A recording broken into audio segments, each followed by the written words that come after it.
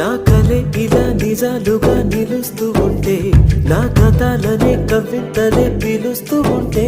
ఈ వరాలుగా ఉల్లాసమే కురుస్తూ ఉంటే, పెదవికి చంప తగిలిన చోట పరవశమేదో తోడవుతుంటే, పగలే అయినా గగనంలోన తారలు చేరెనుగా నిజంగా నేనేనా